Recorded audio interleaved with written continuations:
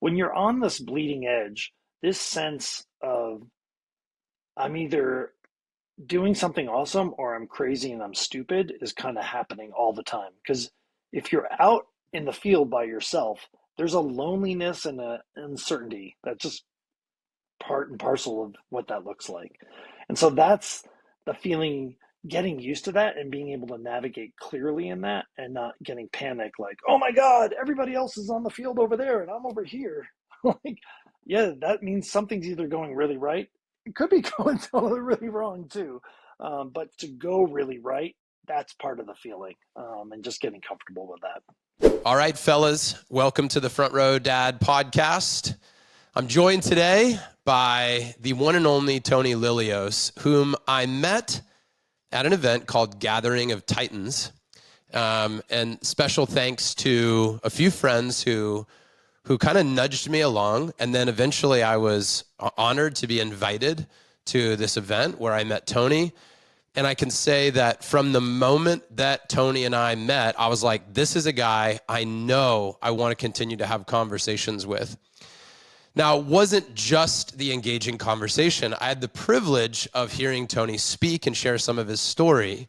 And some of the things that I learned about him during his message were quite inspiring. Like the fact that his life is an adventure. You know, I was even thinking about what I would title the show, like Adventure and Creativity. And I have an interest in both of these things in a serious way, not just a dabbling, but then when you start looking at what Tony's accomplished, 12 Ironmans, 12 Ironman events. It's a thing to do one. It's a whole other thing to be like, I'm going to do that again. Traversing across the country of Bhutan, which was documented in a film called Crossing Bhutan. An unprecedented swim across and back of Crater Lake, which we've got to get into that story, which ended up in a Guinness record, right, Tony? That was a Guinness record. You got it. And also, incredibly, you'd think that he didn't have any time for anything else, but he actually was able to start 7 businesses. And one of those was Spec Products, which I have owned the cell phone case and knew immediately what that was. There it is. And I was, and then I was fascinated by the innovation and the brainstorming and the creativity and the processes. So much so, Tony, that I can tell you at our staff retreat last week, I told some of the story about how your team approaches brainstorming and informed the 2024 planning of Front Row Dads, which was really exciting. And that company, by the way, was sold to Samsonite in 2014. The company did very well. I could say a lot of things, but you can go read more in detail on the website. And, one of the things that you're doing now is coaching executives. And in fact, the second I heard about that, I was like, I need some coaching from Tony. And that's always a compliment, I think, when you're like, I want that person influencing me. That's like one of the greatest compliments, I think. I want that person to influence the way I think and behave in this world because of in my viewpoint, when I select coaches, like how you're showing up. Because it's one thing to read a book and teach a framework. It's another thing to live your life in a certain way. And one of the ways that Tony and I connected was because he has 2 children, a 10-year-old and a 7-year-old. And I heard about a biking adventure that he did through Amsterdam, which was totally amazing. And it was funny because I was going to Amsterdam and I wanted to hear the story from Tony, and it goes on and on and on, guys. There's so much here that I can tell you, but I figure we'll just get into the conversation and explore some of these incredible accomplishments and take the deep dive into the stories and learn about this man and his life and his family and all of it. So Tony, it is such a great honor to have you here, man, and welcome to the show. I literally have goosebumps and chills. It's wonderful to hear all of that and to reflect back at like, who is that guy? Like, who's that guy I'm becoming or have been? That's all the parts of that, especially the part about coaching and influence. It does feel like an honor and a privilege, a sacred privilege for those I get to work with in coaching. And I recognize that, not only are they being shaped, but I get shaped as well as a coach in those relationships. And yeah, it feels like really, really special work to get to do. Yeah, agreed. Tony, you have a quote on the bottom of your website. It says, Mm. and the day came when the risk to remain tight in a bud was more painful than the risk it took to blossom. And I'm wondering, when in your life did that happen for you? You know, when did you feel like maybe that you truly emerged into taking your first risk? You know, you have a life of adventure, but was it when you were a child? Was there an early memory of stepping into adventure that might have shaped this identity that you have? We're going to go light first and then we can go deep. You can ask the question twice. The first time I feel like the big risk for me was I was a musician as a kid. Loved performing, loved being on stage and in a crowd. And at 16 years old, I answered an ad in a newspaper to join a band with a bunch of 30-year-olds. And unbeknownst to my parents, I was an active gigging musician throughout Connecticut, playing in bars all over, making up all kinds of excuses every weekend of where I was and why I was there. And it felt like I was out, live without a net, just really out there. None of my peers did this. So this was not my world, and suddenly I was called the kid in Connecticut. That was my nickname. And that was thrilling. It was so exciting to like clearly I didn't belong here and I was kind of out on the edge. And it felt like an adventure. I mean, being around people doing cocaine on the heads, the car hoods and bar fights like I'd never seen before, like literally break chairs, uh, break a bottle on the edge of the table and come after somebody with an edge of a bottle. I'm like, this happens in real life. Like I was like, oh my gosh. So there was a lot of growth and yeah, experience of that for 2 years. So that was kind of a big jump for me early on in my career, in my life. Dude, all right, this is too good. I have to tell you this. When I was 16, I got into playing billiards. I was into pool. And dude, I stepped into this adult world playing pool. I played all the time. And I kid you not, no pun intended right here, my nickname was the kid. I No had, way! no, dude, I could show you, Tony. I have the license plate 10 feet from me right now that says John the Kid. I had a money clip that said the kid. And when I would walk into the pool hall, they would be like, the kid has arrived. Dude, it was such an identity for me. I was also really short, by the way. I was really short, so that played into why they called me that. But I was playing pool with guys that were 30s, 40s, 50s, and gambling. Not big money, but for me at the time, $10, $20 a game was huge money. This is 32 years ago. I So love it. I love anyway, I had to tell you synchronicity. that, dude. That's just too much of an alignment. Yeah. Yeah. So that was cool. So you stepped into this adult world, and then Yeah, and and it I'm wasn't like it was like, oh, there's chaos at home and let's just go and add this to the kind of bucket of chaos. I was like a good student, good family at all home, and to be like playing in, I'm talking seedy bars, probably just like the billiard tables next door that you were playing at. It was a bit of an edge for me, but I was really into it, and I was like, I can hold my own. I know who I am as well as I do at 16. But I felt this sense of, and this theme that's come up in my life is that the environment doesn't identify me, that I'm solid and I'm oh here. yeah. The environment can shape me, but just because I'm hanging out with X, Y, and Z, that doesn't necessarily mean something about me. I learned that early on doing that, and I think that has served me well throughout my life. Yeah. What instrument did you play? Did you say that? In the no, I used to play sax, but in the band I was mostly known as a guitar player. But I would Yeah. pull out the sax, for the Men at Work songs, and I jump on keyboard somewhat too, but Do you still mostly play? guitar player. Ish. Yeah. But not in the last maybe 5 to 10 years. It's kind of gotten really quiet since kids arrived. What were some of But your right, early musical inspirations? Like what bands were you listening to when you were 16? oh yeah. So for me, it would be Van Halen, Rush. The edginess of kind of metal like Ozzy Osbourne or Iron Maiden were kind of a little scary for me, but I would kind of step into it. That was kind of super edgy.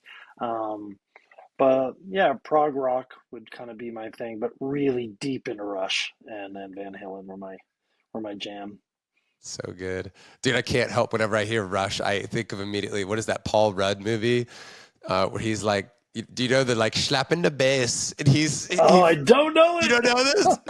Oh my God. I it. guarantee half the people listening who've seen it are busting out laughing right now because they know this scene. We just go look up slapping the bass on YouTube when we're done and you'll understand what I'm talking about. It's Great. hysterical. It's one of the best scenes in movie history. Um, Talk to me a little bit about, and I want to get to as much as we can here. By the way, do I have a hard stop with you, Tony? I should ask that now. Like, when do you got to go? I do have a hard-ish stop. Ah, Yeah, okay, all right. I was hoping you were going to say all day, John. We could do no, whatever I you want. don't. Let's say, Maybe part two I'll, later. yeah, or I'll say, if we can go 5 or 10 minutes late, I do have something on the other end of this. All right, good. All right, I So, honor that and I thank you. But I wanted to ask because I was like, oh man, I know we've got a lot to unpack here. All right, let me ask you about your childhood. We'll get to your adult life. We'll talk about your mm, kids and your adventures and mm, building and selling businesses. But let's talk for a moment about who, what was your relationship like with your father, yeah. and what was the good and the bad of that?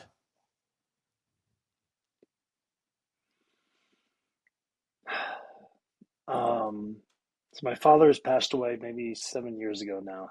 It's a little emotional. I'm the youngest of four. I grew up in suburban Connecticut. I was in an accident, so there's 5 year gap between me and my siblings. My dad was a sailor growing up. He would escape to the sailboat as his kind of third place. That was his escape hatch to get away from family. He grew up in Turkey, looking at sailboats, lusting after them, and then came to a place in life where he could own one. And that was the source of so many adventures growing up. Dad taking us out on the sailboats in storms, getting stuck in wrong cities, and just lots of stuff. Boats breaking, fixing boats. That got transferred into sailing into Greece. We had a boat in Greece as well, which always sounds so luxurious. So, like, my parents lived on a boat in Greece, and I'm like, it's really an RV on the water. Like, it's not like Right. that sexy, believe it. But just, yeah, lots of adventures, being with people. He was a very people oriented person. And I felt like a lot of ways he called me pal. He kind of just showed me the way in the world, that how he navigated it. Very personable, very with this life of adventure. Um, Packing the kids in the car, driving to Florida on a spontaneous, let's do it. It's 8 o'clock at night and we have nothing planned. Let's get driving. He would just kind of impulsively do these things and find a way through with Mm. limited means. Um, and and I feel like if I have the picture I paint, like when I think of him right now, like where, there's the chair, the Archie Bunker chair that he sits in all the time. And right next to him, there's a globe. And that globe would spin and he'd talk about various points in the globe. And not necessarily he's hugely well traveled, but where there's always this context of like the places to sail to or the places to visit and the cultures. And that's him reading a book, about some adventure. Then he'd kind of reference it on the globe, and he would he modeled that and bring us right into those adventures. Like, it didn't matter Right. how young or inappropriate. So that stepping in as a band member into an older world, as a kid, I was propelled into environments where there weren't other kids around. But that's kind of that's kind of how we rolled.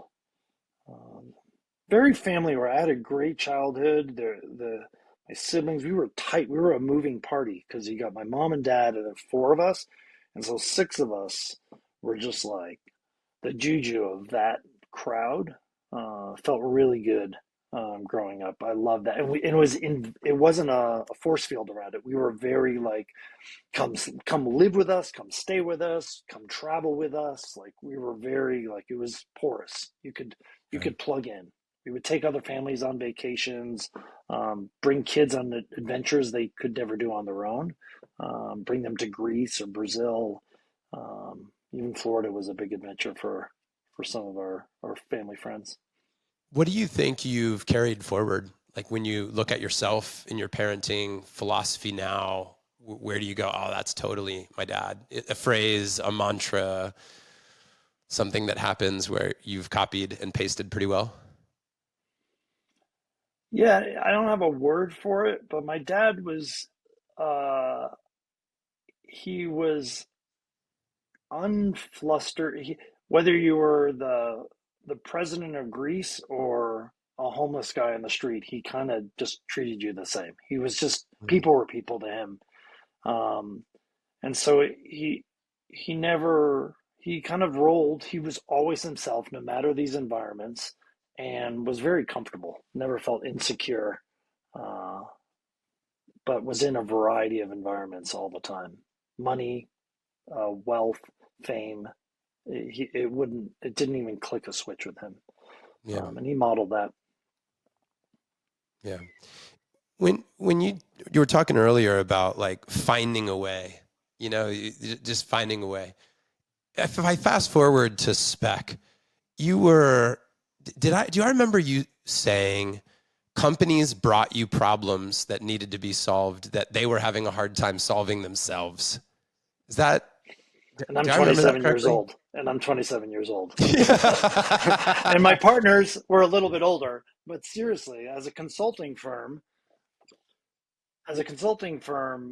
yeah, we were brought problems that they didn't want to solve on their own and couldn't solve on their own, and we got the wicked problems, the stuff that they could click away. So evolutionary stuff, companies would handle internally, but when a revolution was required, that's when they would come to us, and we could draw on the diversity of all our experience in different industries and pull that together, to come up with really innovative solutions. But it was scary as shit. Like when you got a project, it was like, I'm like, yay, I'm working with Apple, wee, and then you're like, oh my gosh, they're asking us to figure this out. This is Apple, Yeah.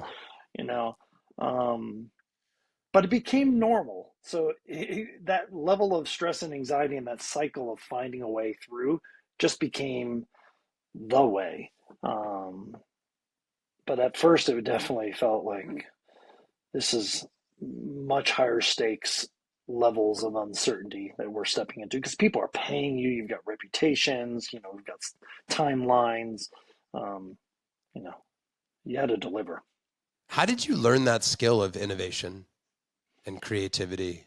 How did that get developed through your life? I think it's always been coloring outside the lines. Not having jobs, always having businesses, from driving an ice cream truck, mowing lawns, starting a consulting business in college, bands. We're always kind of making it up as we go in bands. So we just, it's a practice of finding a way. So it's not something I learned at a moment, but that there's this sense of can do, possibility, um, yeah, that's always there. That there's not there's the structures are kind of like guidelines, but that like really I feel very free to kind of color outside lines and make my own path. And that's part of that creativity is getting confident and developing those skills of what that feels like when you're on this bleeding edge. This sense of I'm either doing something awesome or I'm crazy and I'm stupid is kind of happening all the time. Because if you're out in the field by yourself, there's a loneliness and an uncertainty that's just part and parcel of what that looks like. And so that's the feeling, getting used to that and being able to navigate clearly in that and not getting panicked like, oh my God, everybody else is on the field over there and I'm over here. Like, yeah, that means something's either going really right. It could be going totally really wrong too. But to go really right, that's part of the feeling, and just getting comfortable with that. How do you talk to your kids about this now? If you've developed these superpowers in your life, do you find yourself saying things to your children, phrases over and over again? Do you enroll them in certain activities or courses to create Yeah, environments where maybe some of these skills get developed in them that you feel have been valuable for you? yeah, it's a great question. The first thing that comes to mind that's very clear is I, I very much avoid comparison. So I'm looking for my kids to find their own kind of North Star in situations. So this summer we're in Barcelona. My son wants to dance in the middle of La Rambla, 7 years old. And he wants to do it for money. Not a particularly talented dancer, yeah, but loves to wiggle and move. And the kid loves expression. But he also saw an opportunity to make some money, and we just like, let's go. Yes, here's a hat. Here's some seed money, and it became a thing. He did day after day, made over 100 euros, and but there's this sense of I really try to check any kind of default cultural default language about what I tell them, or when they're looking for kind of assurance, I have them kind of look inside and kind of figure it out. Even a simple context, I'm looking right out at Lake Tahoe. When they were super young, people would come to visit and they'd jump in the water. The kids would jump off the boat and swim around in Lake Tahoe, and they'd say things like, "Oh my gosh, it's so cold," or "It's so deep," or, "I can't believe they're swimming." And I'm like, zip it, zip it. Like, this is normal. Like, as they look inside, this is not cold water. This is just Tahoe water. They swim at a young age, and that's just what they're doing. And they don't think of anything as it being fantastic. So I actually am very careful about not overly celebrating stuff when they do that I know in a bigger context is kind of out of the ordinary. But if they get in a character attachment to, I'm a brave swimmer or I'm a smart person, um, I worry that they get an attachment to that and they won't kind of continue to evolve and explore the space of whatever they're in, whether it's swimming or music or dancing on the streets of Barcelona. I let them find their way. So you baited me in here with the swimming and cold water. There I it can't. goes. If there was ever a teed up transition for a great Guinness Book of World Records story, dude, can you tell us that story? Yeah. So cold water swimming is a thing. It's becoming more popular. Sometimes it's being called wild swimming, which is a little more informal. But it's a thing, and we've known about English Channel swimming since I was a kid. I remember seeing people all greased up and doing the channel, but open water swimming has become a thing. And I was a open water swimmer in San Francisco when I lived there, swimming in the bay multiple times a week around Alcatraz on the regular. And the water's cold there, and just that's part and parcel of like what we do as cold water swimmers, learning to swim at a speed that you can maintain where you generate enough heat inside out that's fighting the cold that's going outside in. And so that's the trick is just we're not just sitting there and doing a Wim Hof thing, just sitting there. We're actually generating heat and being able to do that with endurance over time. That's part of the Yeah. jam. And in that world, there's always this sense of uh, first first swims. It's like first ascents with climbers. There's like sniffing around for it. And it takes a certain intersection of things to be able to even find the opportunity for what makes sense for our first swim.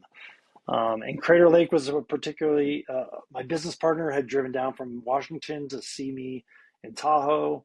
He had just passed Crater Lake and just at dinner. I remember he was sitting at the table and he said, "I wonder if anyone's ever swum across Crater Lake." I was like doing the math going, it has the qualities of a swim that probably no one's ever done. There are no boats allowed in Crater Lake, so you can't have an assist. It's super cold. What It's remote, temperature range? 50s, 50s, 50s. Yeah, that's low cold. 50s to low 50s to mid 50s. Um, yeah, the no boat, no assist keeps it. It's a bit remote. It's long enough. The swim was 10, 11 miles. Um, And I felt secure enough because I'd been doing Ironmans that like I can find a way through this. Because in the worst case scenario, if I'm in the middle of a lake, let's say it's 5 miles across. The worst case scenario, I'm 2.5 miles from the shore. The swim in an Ironman's 2.4 miles. So never once in the beginning of an Ironman, I'm like, oh God, I don't know if I can make it to the other end of the swim. Like, I'm a good swimmer. I know I can do that. And I have enough cold water experience that if I got myself all the way to the middle of the lake, I can definitely get myself to the other end. Like that's like, if something's going wrong, it's going to go wrong sooner than later with me. Otherwise, I have the endurance for swimming to just keep on going. Um, so it had this puzzle pieces like, oh, and it's particularly windy and choppy, and chop can be hard. And I just found this one moment where I think it was in August, where the temperatures are warm enough before the winds really pick up. And literally there was a like, we're going today, now, let's go, you know, and made it happen. It was, I can keep going on and on about it, but it was that feeling of jumping off at the beginning of that swim. For me, it felt like going to the moon. It was this, wow, no one's ever done this before. I talked about standing out in that field. It's one thing when you're kind of joking around, like it's standing around a field. It's another thing when it's when your life is on the line and no one's there to save you. Like you're on Yeah. your own, and and you're like, I don't know, I'm not necessarily the smartest tool in the shed. Like, do I did I think about it all? Is there a reason no one's done this before that I hadn't considered? Um, and I remember just sitting thinking as I jumped off that ledge, within my capacity, I've thought all the things I can possibly think. So if this doesn't work out, then like, oops, like it's something I didn't know. But the things I knew to think about, I thought through, and I was going to do this thing. And thankfully it worked out well. And there's no wetsuit, right? Oh, no wetsuit. They actually Yeah. changed the rules. They were afraid of copycats. They actually outlawed wetsuits the day after, so that no one's so people with thick wetsuits didn't suddenly try to do the Right. same. Buoyant, So buoyant, thick wetsuits, right? yeah, totally. Um, what was the greatest lesson for you from that adventure?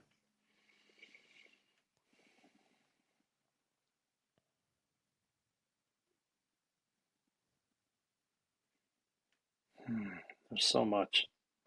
The greatest lesson for me,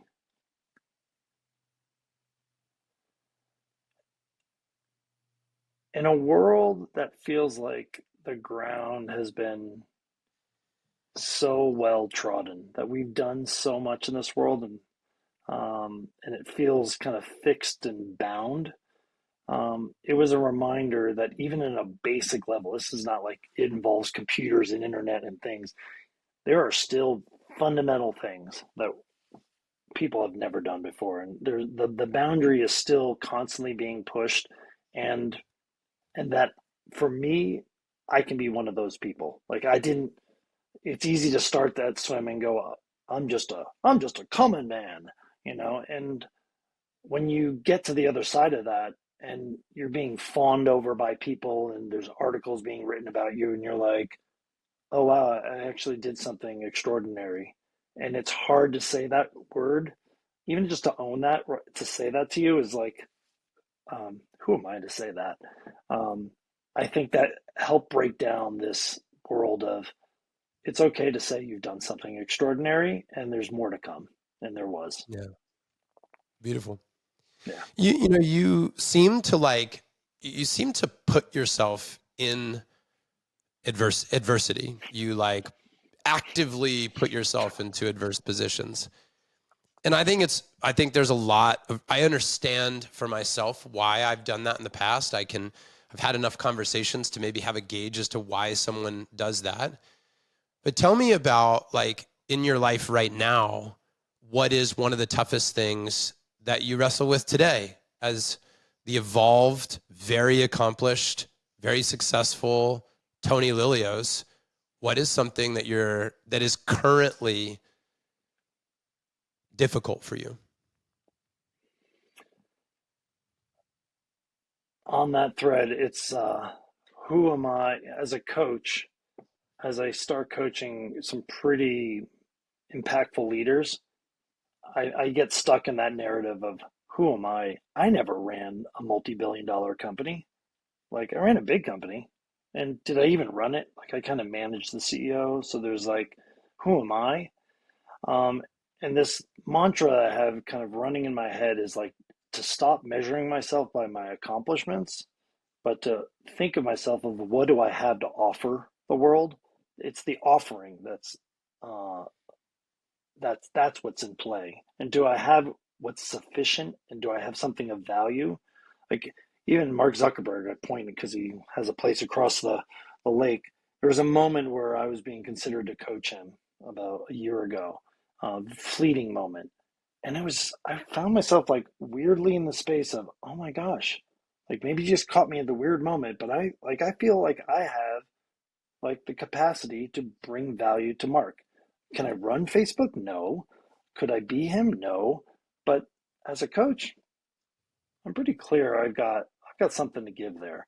And it's nice to like find reminders of that self because it's not always there. Sometimes I'm like little old me, who do I think I am? I don't have a system, man, like so that's probably the thing I struggle with the most. In 24 hours, I'll be on a stage for a couple thousand people, opening up EO Alchemy on the West Coast, and that also is like, who am I to stand on the stage for a couple thousand like awesome people and kind of share my wisdom? So there's an insecurity around that, um, but it doesn't stop me. But it is an edge that I kind of feel tugging as I walk through stuff. When you're standing on stage in front of all these people coming up very soon, what are you going to teach them? What's the point of the message? Yeah, my thread on this is really about the things that we shrink and hide from, the things that we avoid talking about are actually the very things that make us unique and a unicorn is this method, this framework that we're talking about, themes around unicorns. And that structure I explained how we did this at Spec and then how I do that personally is try to step more often into those things that I, I want to avoid and not talk about because this sense of belonging is the opposite of fitting in. And sometimes we develop this habit of fitting in and shaping ourselves to like go along to get along. But belonging is actually that safety and security of being just who you are. And so that gear of am I fitting in? Am I belonging? Am I fitting in? Belonging?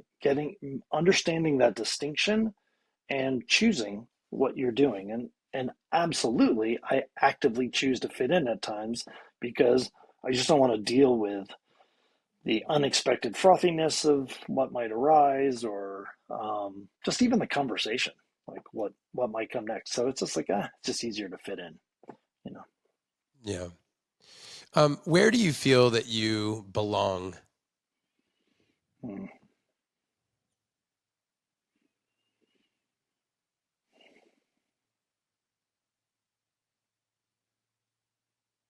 I think this EO ecosystem uh, has felt like home for 25 years. I feel very comfortable there now, especially. Not so much in the beginning, but now that feels like I get to be whatever I want to be, Mm, especially on that stage tomorrow. And um, I'm not concerned about judgment, or I'm not even thinking. It's not like even flicking my view. Um, there's certain friends, but external systems, I would say EO is probably the most well defined world. And my town, I live in a kind of quirky little mountain town called Incline Village, and I feel very, uh, a real strong sense of belonging here. It feels like home. yeah, Yeah. that's cool. If somebody were to look into your home life, Tony, and they know all this about you, you're just like this radically successful guy. You've kind of checked a lot of boxes. You've got security financially. You've got all these accolades and these people that love you and places to be on purpose. I think people always want to take a look behind Mm, the doors of somebody's life and be like, what's it really like? And yeah. I'd say this, I'm laughing as I say it because if somebody looked into my life in the last like 6 days, they would they would see me fighting with my wife to the point where they're totally getting a divorce. And then they would have seen me yell at my children and been like, that's the leader of Front Row Dads? Like that guy? That's the guy Totally, that's interviewed 400 dads? And, you know, totally. I'm sure that they would see that. They would also see some, what I think are some great moments. They would have seen me have this really direct and amazing conversation with my son, Tiger, that I think really hit home with him. They would have seen me in the middle of the night comforting my 8-year-old son who was having a nightmare and laying in bed and tickling his back. They would see me cooking and cleaning and connecting with people in our community that are struggling. They would see a lot of things, a whole spectrum of light and dark, of the most challenged parts of me, the ones that I feel like I lose control of, and then they would see all these bright parts of me, and they would see all of it.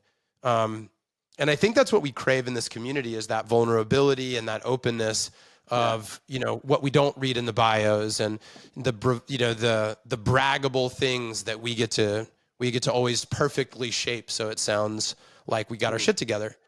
And yeah. I'm not, I'm just saying, like, dude, tell Yeah. me about the Lillios family. Tell me Yeah. about, what's going on. I'm gonna rewind a bit in the Lilios family because it's fresh and I think it would be valuable to your listeners, and it's something I feel like it's not spoken about a lot, and I definitely don't speak about it a lot. But I just spoke about it this weekend. I was with one of my former au pairs, and she has a 2-month-old. We went to Vegas with them, and I could see the sleep deprivation in mom's eyes, and just navigating stuff. And I was explaining to my kids what sleep deprivation, the impact it puts on a parent, and and when you're talking about the messiness of the outright rage that was on a hair trigger in the throes of that first year was um, more than embarrassing. It was shameful. Um, I did things that I was like, oh my God, like I'm a functional, like, you know, um, put together guy, and I can't keep my shit together. Like I'm that, like, losing control.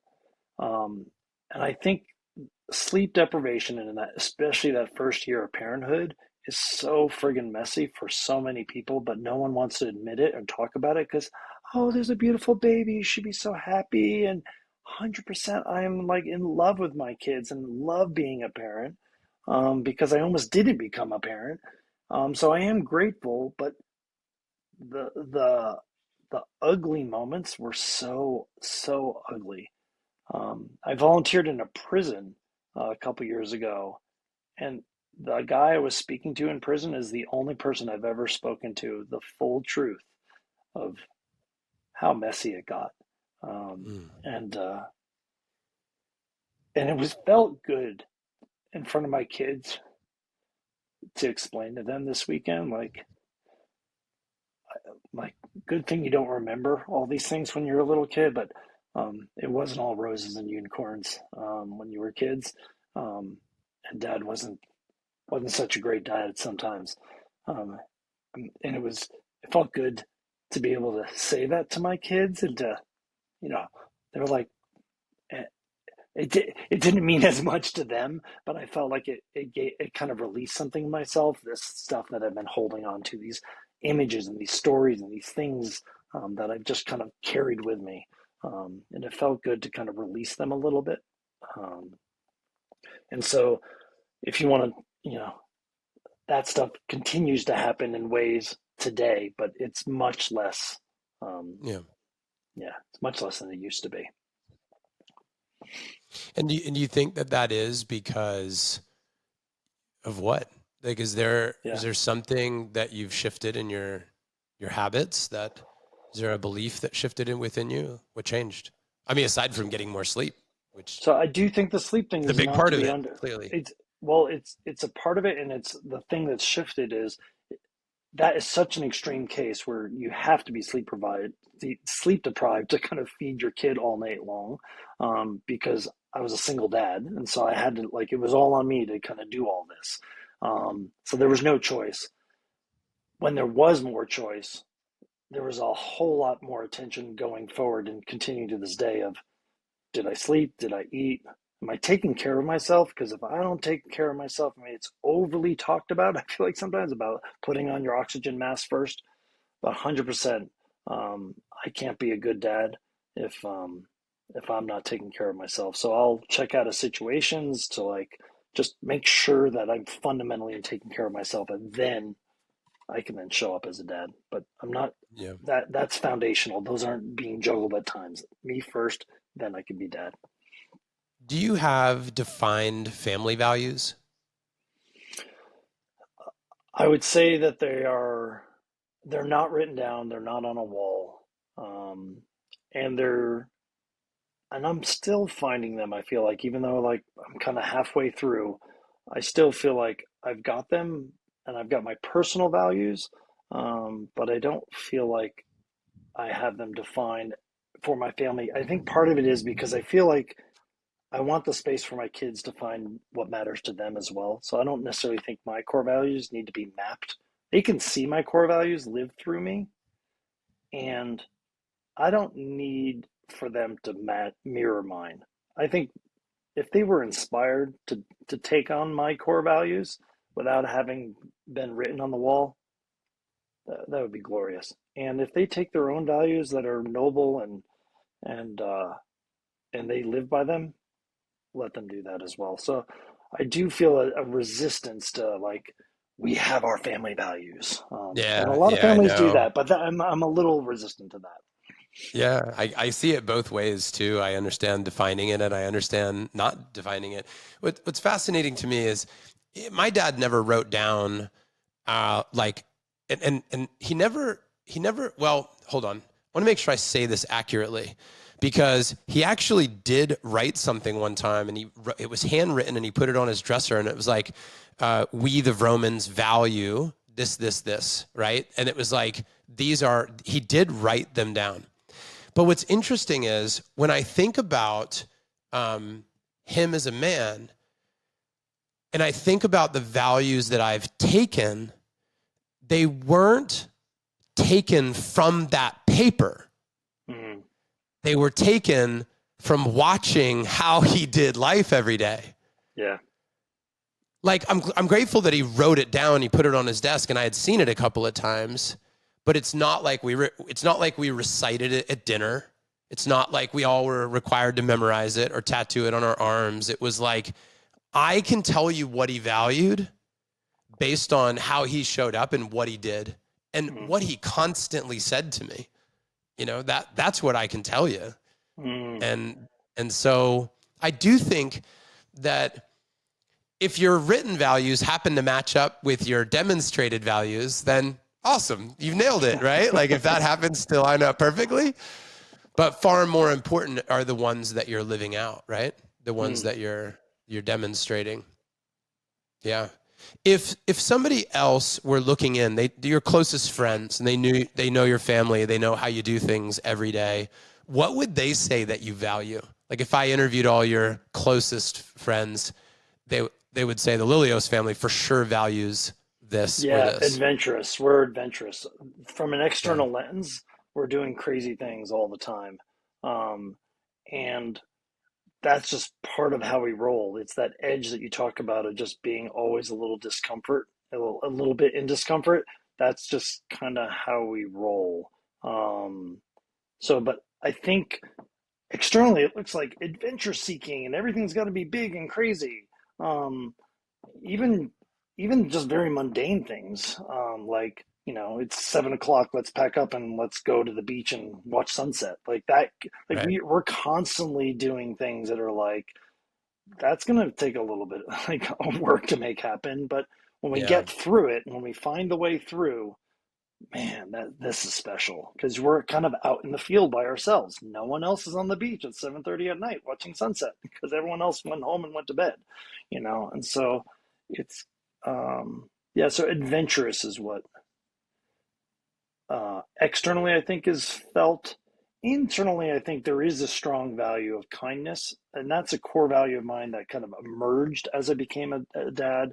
That there's a lot of checking, like, is that kind? Like, is that, let's check in with that. Like, how was that response? How was that action? Kindness is a value that has really strongly emerged in the family. Yeah, that's cool. I appreciate that very much, man. And I do want to say one more time that your story about biking through Mm. Amsterdam really inspired me. Hopping on bikes, GPS, having a porter be responsible for getting your bags to the next stop, and then biking through the countryside, basically, right, of Amsterdam, you know, and then is 7 days? Is that it was like 7 days? Yeah. What an awesome adventure, man! And And I'll we're tell not you, big we didn't bikers. end So I up. mean, the important thing is like we weren't big bikers, so it's not like we're a hardcore, Boulder, Yeah. Colorado crowd. Like we're in the middle of winter. Like there's no we're on a hill with snow. There was no biking. We did do a little indoor cycling to get ready, but we just found the way through. It was inspiring to me, man. We didn't end up doing that type of adventure. Mm, We were in Amsterdam for 3 days. It turned out we were traveling for almost 4 weeks, and we did Iceland and Amsterdam, Germany, Switzerland, France. Like we did hit a lot of stops. Um, but what really shifted me, and I want to thank you for this, is that because you were thinking out of the box and doing interesting things, it did change how I approached specifically Switzerland and the mm, adventures that we took and how we just went off the beaten path. Because a lot of times we want to be shown the path, and sometimes we need to go off path for the greatest adventure. yeah. Safely, responsibly, with calculated risk, off path. But dude, there were so many great moments, and I've thought about you several times since being at MIT with this group of incredible entrepreneurs and business owners and just some of the most incredible souls. But, and props to all of them for being such ass kickers. But Tony, you stood out to me, man. And I'm not, if all of them listen to it, it's okay that they hear this, that you definitely stood out to me. And I, for whatever reasons, and still, of course, unpacking those, align with you energetically. And I just love your confidence, your humility, and it's really awesome, man. I just love how you show up. And thank you so much. And I look forward to continue to keep learning from you. I know that we've got a hard stop today. Hopefully, this won't be our last conversation that we have. I'll I'll root for another chat with you at some point. But let me ask you 4 questions, if I may.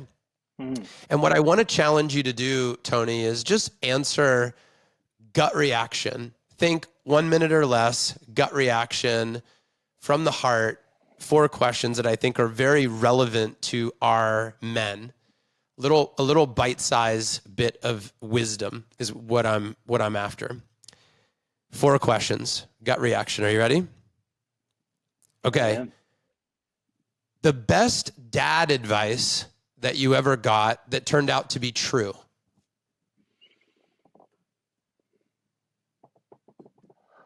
Yeah, it's around don't worry what other people think.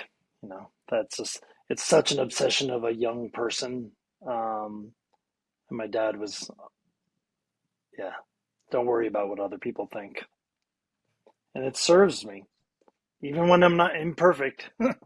And I do care about what people think. Um, in general, I'm kind of using my own kind of navigating compass of what's right or wrong. Yeah. The second one is best advice you ever got on making money that turned out to be true. Mm. Uh, did it turn out to be true? This is it's interesting. It's the advice I wish we would have taken more clearly is that if you can't get other, when we did do this, if if you have such a great idea, you should be able to get somebody else to throw money in. So don't, we did a lot of self-funded work in the beginning and then eventually moved towards getting other people's money. So if we can't convince other people to throw in money, maybe we need to go back to the drawing board. Mm. So we did kind of muscle ourselves a lot of stuff, but then we also had to do kind of some refinement to get people to give us money to grow businesses. It's cool. Best relationship advice that turned out to be true. Hmm, that turned out to be true. I would say that there is no the one. Um, that finding someone that you can live your life with and kind of grow together, that's what you're looking for. The search of perfection, the one. Even if you have a story about how they feel like the one, the search for the one is kind of futile and actually it's fraught with judgment and whereas finding someone that you can live life with fully and get to kind of both fully experience and grow in life, that's what you're solving for. That has served me later in life, thankfully. But it wasn't always the way. There was looking for the one for a long time.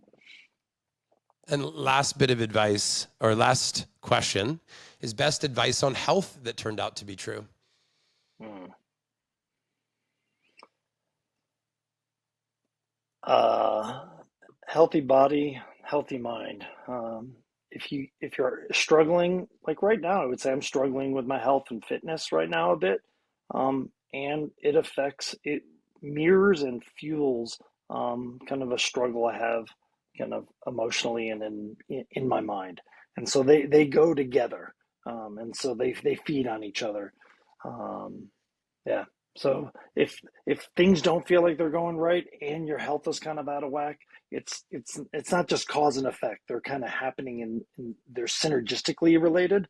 And so you can backdrive the system by just finding a way to get a little more healthy because it'll just help out other parts of your life a little bit and they can kind of virtuously they virtuously can kind of work with each other to kind of spin things a different way.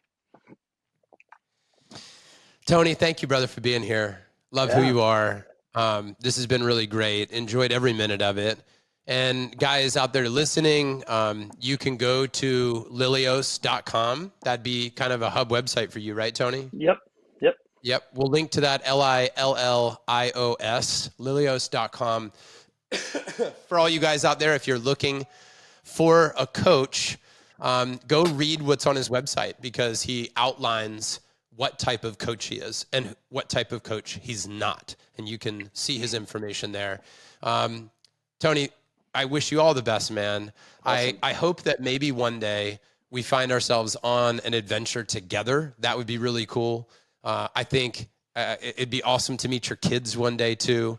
I think they're really lucky to have a dad like you, and keep being you regardless of what anybody else thinks, because you're just an epic human, and I'm deeply grateful for you. So thank you, my friend. Thank you for being here today.